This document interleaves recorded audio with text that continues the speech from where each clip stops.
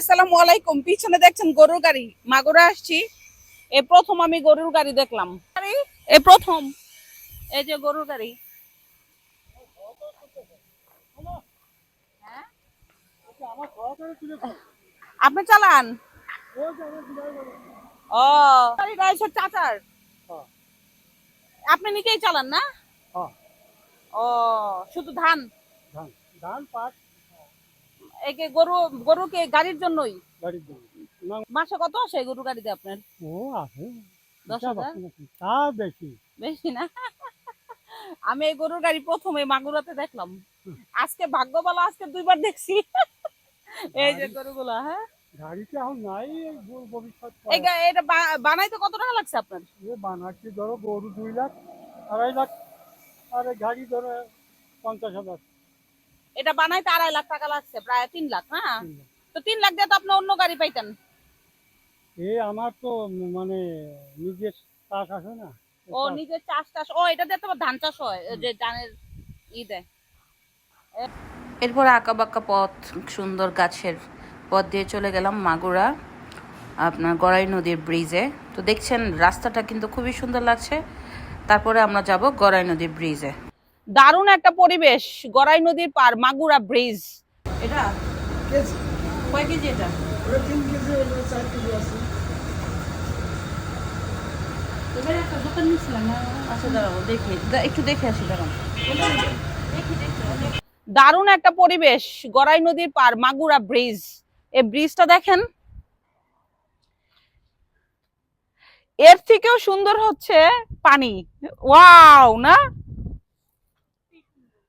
মানে আবার গোসল করতেছে ওই যে পিচ্ছিরা। ইস ইস, ওখানে যদি যা ডুবানো যায় তো না।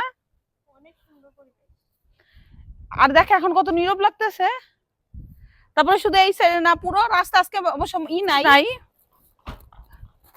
মানুষ। এখান থেকে যদি দেখাই, দেখেন ওয়াও, একটা নৌকা আছে। এটা হচ্ছে মাগুরা ব্রিজ। এটা হচ্ছে মাগুরা গড়াই নদীর পার, গড়াই নদীর ব্রিজ। হ্যাঁ, অপূর্ব সুন্দর মাগুরা ব্রিজ। এটা হচ্ছে মাগুরা গড়াই নদীর ব্রিজ। সাথে আছে আম্মা, এনি, আর হচ্ছে পরিবেশ। ওয়াও, পরিবেশটা কিন্তু খুব চমৎকার না, খুবই সুন্দর। হাইটা গেলে কিন্তু সময় লাগবে এর জন্য আর কি, কিন্তু পরিবেশটা খুব নাইস। ভয় পাইছে না? এটা রাস্তা স্প্রিং করা না, এর জন্য আপ ডাউন করে। Spring bridge. Okay, bye bye. Magura Gorai নদীর পার না, কি জানি ওইটা গড়াই নদী, শিওর নবগঙ্গা। আচ্ছা যাই হোক, আমরা ভুলে গেছি এটা নবগঙ্গা না গড়াই নদীর পার জানি না, আপনারা বলবেন। ওকে, বাই।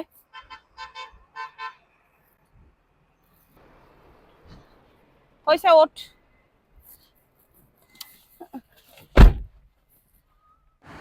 তারপরে চলে আসার পথে হঠাৎ করে দেখি প্রচুর বৃষ্টি। তো চিন্তা করলাম মিষ্টির দোকানে যাব। আগে আম্মা বলেছিল যে মিষ্টি ওখানকার নাম করা একটা বাঘহাট বাজার থেকে মিষ্টি নিয়ে আসার জন্য। এরপরে মিষ্টি কিনতে গেলাম।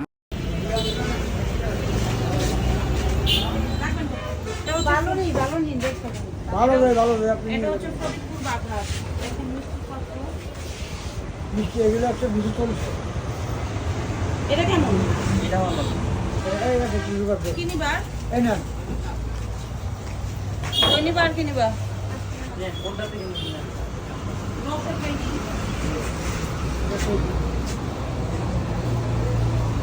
একবারে রসের থেকে একটা নিলাম। ভালো দুটো টাটকা নিয়ে নেবে।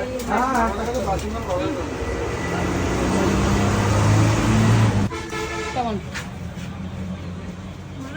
মোটামুটি, নট গুড, নট ব্যাড।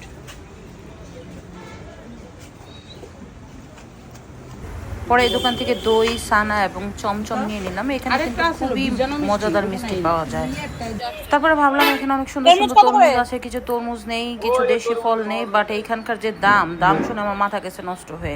এটা কিন্তু ঢাকার থেকে এখানকার তরমুজের দাম অনেক বেশি।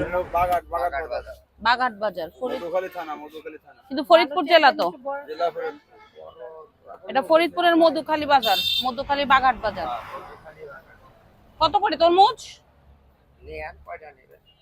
বলেন আগে দেখি। অবশ্যই তরমুজ হয়ে গেছে, এই হুম। দুইটা নেন। কত করে? এই দুইটা আপনার 400 টাকা পড়বে। এর লিগে তো বললাম, ঢাকায় তো আপনারা কি করলেন? 300 কত টাকা যায় যদি নেন।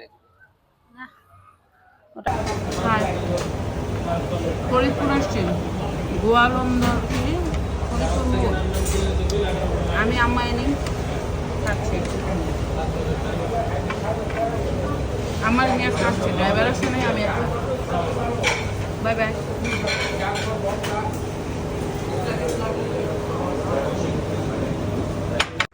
খাবারের পরে আঁকাবাঁকা পথ দিয়ে খুব সুন্দর ফরিদপুর দিয়ে চলে যাচ্ছি, তো হঠাৎ করে ওখানে এক ফেরিওয়ালা চাচার দেখা পেলাম। তারপরে এখানে চাচাকে সাধ্যমতো কিছু সহযোগিতা করলাম। চাচার কাছ থেকে এখন 60 টাকার জিনিস কিনলাম। এখন চাচা বলেন কি দিব আপনারে, কি দিলে খুশি হবেন? আমার কিছু নিবা? নাও, দেখো কি নাও। চাচার থেকে নেওয়ার জন্য নেওয়া, নাও কি নিবা? চাচাকে রাস্তায় পাইলাম, রাস্তায় পাইলা দেখলাম যে চাচার ইনকাম কত ফরিদপুর যাওয়ার সময়। এই তিনটা কত চাচা? তিনটি 60 টাকা। তিনটা 60 টাকা না? আরো কিছু নিবা? না না গরিব দুনিয়ার বেলচা টেলচা, না আছে এগুলা বালতি বুলটি। তাই নিতে হবে নাকি? এই 40 টাকা চাচার কাছ থেকে এখন এই 40 টাকার 60 টাকার জিনিস কিনলাম। এখন চাচা বলেন কি দিব আপনারে, কি দিলে খুশি হবেন? আপনার এই ধরেন, আপনি এটা ধরেন। বেঁচে থাকো মা। চাচা খুশি হইলেন? হ্যাঁ খুশি হলাম মা, আপনার রাস্তায় দেখলাম, হ্যাঁ আপনার আজকে এই টাকাটা আমি খুশি হয়ে আপনাকে দিলাম। ঠিক আপনি আছে খুশি মা। হয়েছেন হ্যাঁ তো? খুশি, খুব মা, খুব ভালো আছে। এরপরে দেখতেই পাচ্ছেন পদ্মা সেতু রোড, খুবই সুন্দর হলুদ ফুলের এবং লাল ফুলের রাস্তা। এখান থেকে ড্রাইভ করতে করতে চলে গেছিলাম, তবে একটা মামলা খেয়েছি স্পিড বাড়ানোর অভিযোগে। এখানে 80-তে চালাইতে হবে, তবে আমি গানের তালে তালে এখানে প্রায় মনে করেন 100 উঠায় ফেলছি। এরপরে সার্জেন্ট ধরছে, বেশি না 2500 টাকার একটা মামলা খেয়েছি। তো এ আর কি, শেষমেশ বগুড়া ট্যুরটা খুবই ভালো লাগছে, খাওয়া দাওয়া, এনজয়, গরুর গাড়ি আর অনেক কিছু যা ক্যামেরার বাইরে। তো আপনারা সবাই ভালো থাকবেন, দোয়া করবেন।